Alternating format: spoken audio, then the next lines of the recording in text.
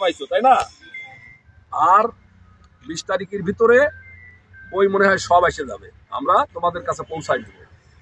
আমি তোমাদের সেদিন কিছু কথা বলেছিলাম, মনে আছে? যে সবার ড্রেস কিনতে হবে আর স্কুল ড্রেস তৈরি করতে হবে। এই কিডস আর স্কুল ড্রেস তৈরি না করলে তুমি যে এই বিদ্যালয়ের স্টুডেন্ট এটাকে বোঝা কঠিন হবে। যেহেতু শীত, তোমরা জ্যাকেট পরেছো ঠিক আছে, তাহলে একটা কিডস কিনবা, বেশি দাম না তো, 300-350 টাকা হলে হয়ে যাবে। বাবা মারে বলবা। আর কি করবা, রাস্তা পার হতে গেলে কি করবা, প্রথমে ডাইনে, তারপরে বামে, তারপরে ডাইনে, তারপরে পার হবা। আর টিফিন পালানো যাবে না, টিফিন নিয়ে আসতে হবে বাড়ি থেকে।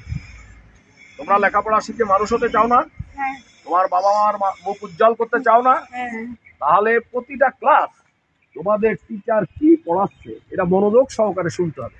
আমার কথা কি বুঝতে পারছো বাবা? প্রত্যেকটা ক্লাস যদি তুমি মনোযোগ সহকারে শোনো তাহলে প্রাইভেট খুব বেশি পড়া লাগবে না। আমার টিচাররা এত এক্সপার্ট টিচার এই ফুলতলা উপজেলায় নাই। এরা প্রত্যেকটা বিষয়ের পরে দক্ষতা অর্জন করে এই বিদ্যালয়ে চাকরি করতেছে। যে কারণে এই দক্ষ শিক্ষকদের কাছ থেকে তোমরা আদায় করে নিবা। কিভাবে? যে সাবজেক্টটা পড়াবে সেই সাবজেক্ট সম্পর্কে তোমরা স্যারকে প্রশ্ন করবা।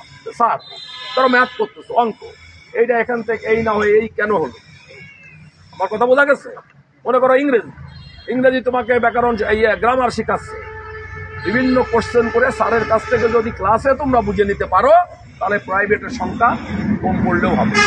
আর ক্লাসে আর যা পড়ায় মন দিয়ে শুনতে হবে। মনে থাকবে? সবাই কি টিফিন আনছো? আজকে সপ্তাহে কিন্তু 5 দিন ক্লাস, রবি, সোম, মঙ্গল, বুধ, বৃহস্পতি, এই 5 দিন। 5 দিন কিন্তু 10টা থেকে 4টে পর্যন্ত ক্লাস হবে।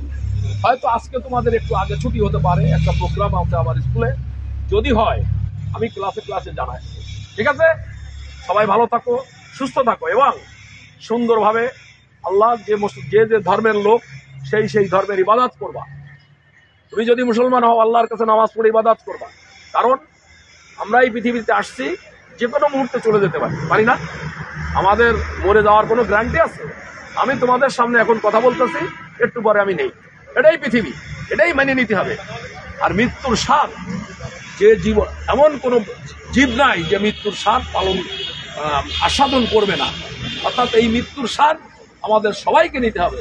সেজন্য প্রত্যেকেই আমরা কবরে চলে যাব, কেউ শ্মশানে চলে যাব, কেউ সমাধি করে দিবে। এজন্য প্রত্যেকেই যার যার ধর্মের ইবাদত করতে হবে। বোঝা গেছে? আজকে যদি তুমি তোমার এই নৈতিকতা, তুমি তোমার এই শিক্ষা যদি চালু করো, তোমার জীবন হবে ধন্য। তুমি হবা আল্লাহ রসুলের আশেকান।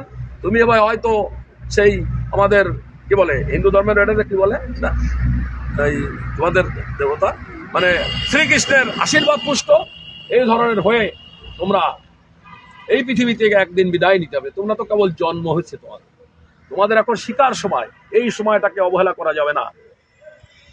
সময় এখন তোমার শিক্ষা, এই সময়ের ভিতরে তোমার সবকিছু অর্জন করে বাংলাদেশের একটি বড় চেয়ার দখল করতে হবে। তোমার উদ্দেশ্য থাকবে আমি বাংলাদেশের একটি বড় চেয়ার দখল করতে চাই। এই বড় চেয়ার দখল করতে গেলে কি করতে হবে? তোমাকে লেখাপড়ায় মনোনিবেশন করতে হবে, সাথে সাথে যে তোমাকে সৃষ্টি করেছে যে রব, তার কাজ করতে হবে। সবাইকে ধন্যবাদ। আল্লাহ হাফেজ। আল্লাহ আমাদের সহায়ক।